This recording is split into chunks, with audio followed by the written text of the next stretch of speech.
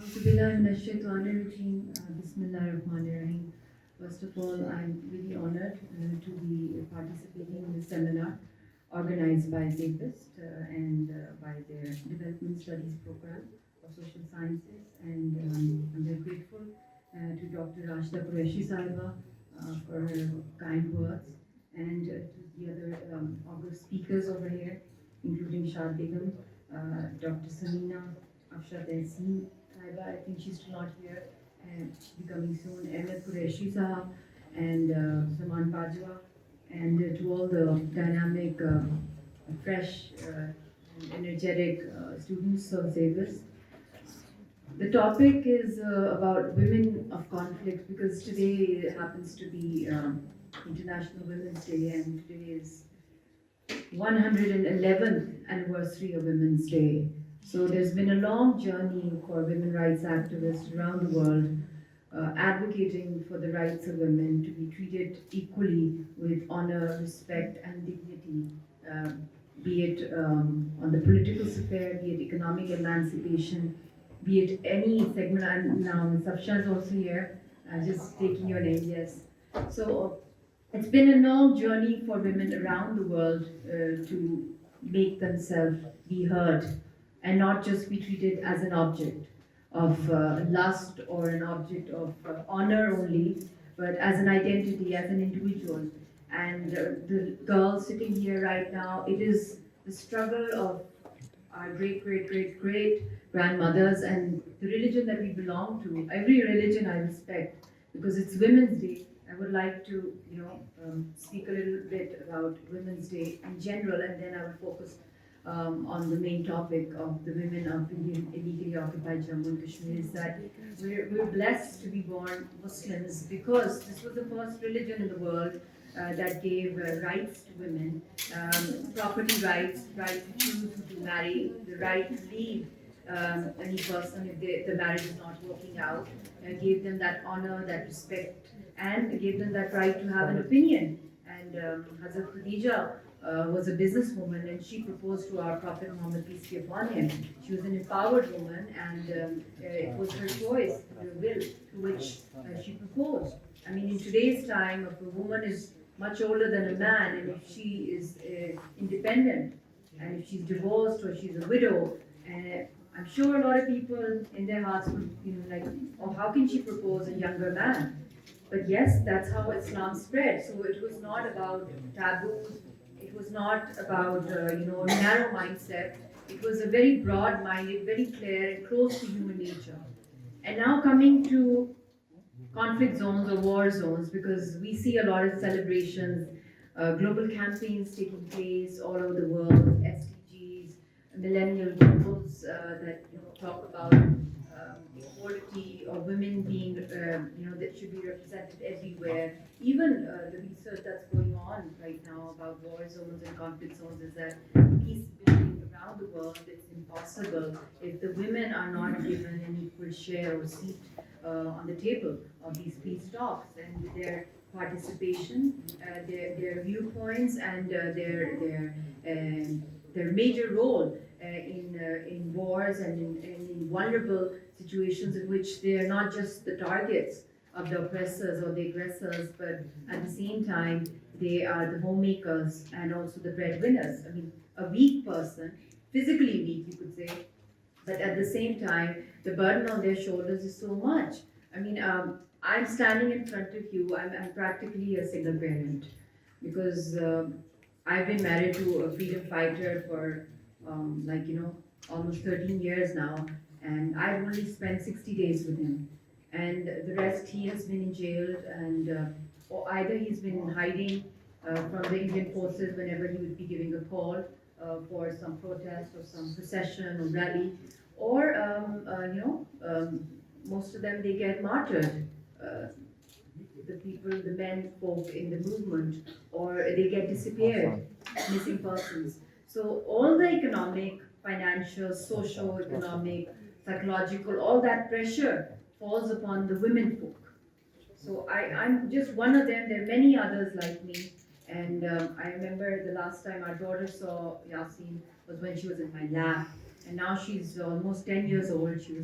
She was, I think, almost 2 years old at that time. The last time she saw her dad was visiting in a jail in Srinagar, Central Jail. And that was a turning point for me. I want to share a bit of my own motivation also. As a woman, at that time, 7, 8 years back, I was a very shy girl, newly married, and not very, camera savvy or I didn't have that kind of an introvert. But what happened at that time, that's when, when we talk about womanhood, we talk about Kashmiri women, how you can put yourself in their shoes or in that kind of situation is how life takes you forward. Even if you're a coward, or even if you think you're a coward, or you're not that brave enough, but sometimes God puts you in such unusual circumstances that you get a choice. Either you die, you surrender, or you fight back. And at that time, if you stand up, then God gives you that courage, and then the journey begins. So it was in 2014, in August, when I took my daughter to Central Jail, and she was also a body served, a little baby, and they tore her pampers, and they pulled her hair, and they started examining a little baby. I mean, that is sexual violence with children, with a female baby. And at that time, I felt so helpless, because if I had screamed, as a typical mom, or if I had gone and beaten them up, or tried to kick them or anything, then maybe, because they were fully equipped, they would have killed one of us. So I was so helpless at that moment that was a turning point in my life. And when I returned back to Pakistan, because I'm a Pakistani married to a Hurriyat leader, and then through that I became the first Pakistani public figure over there, and I used to visit, travel to villages and everything. So when I came back, I shared this turmoil, this trauma with my mother, because it's Women's Day. Safshan has heard this. I was talking about it in the talk show in the morning, and she told me that now's the time to get up. Now become a voice for all those women whose children are in jails, or whose husbands are killed or locked up, or they're being beaten up, or they're rape victims. Become a voice for all of them. Don't be just a damsel in distress, or just crying baby, and me ye kya ho gaya mere saath. So just become a fighter. And that's when you get some kind of backing from your family, because my mother is also a very, very strong woman. And then I have my sister here. So we're all fighters. So in challenging circumstances, I'm telling all these young, beautiful, dynamic girls that be brave no matter what. Take inspiration from Kashmiri women. They have nothing in their hands. They don't have any money. They don't have the men folk around. They're almost literally homeless, and they're being sexually harassed everywhere. The statistics that the KMS or other organizations that share the rape victims, or of half widows and half mothers, they're just a fraction of the exact amount, because there's a lot of underreporting over there. We have the highest ratio of half widows there. Thousands and thousands of widows, and rape victims, enormous. I mean, the recorded statistics since 1989 is 11,250, but I'm dead sure it's 10 times more than that, because either the victims, they go to the police stations to register the case and it doesn't get filed, the complaint, or the army starts harassing their families, beating up their brothers, disappearing them, or just targeting them and killing them and raping them again. So that's the story over there. So there is no justice system. So in such circumstances, a heavy burden, the responsibilities, and in such an environment, most of the half widows that I've met, they're not fully skilled, or they're not that well educated. They're mostly in villages. And they suddenly have to earn, they have to get out of their homes. They don't know what to do. So they come into the category of unskilled labor. And that makes them even more vulnerable. And then when they get out of their homes, any Kashmiri woman in the city or in the villages, when they come out, the way they look at them like wolves, they want to attack them. Even if they're not shooting them with any gun or pulling their arms, the body searches are going on in every nook and corner. And this is all harassment. So when we speak about Me Too campaigns, it's really a laugh for me sometimes, because an entire nation is being eliminated, especially the women over there, where rape is used as a weapon of war, more than a shooter gun or a pellet.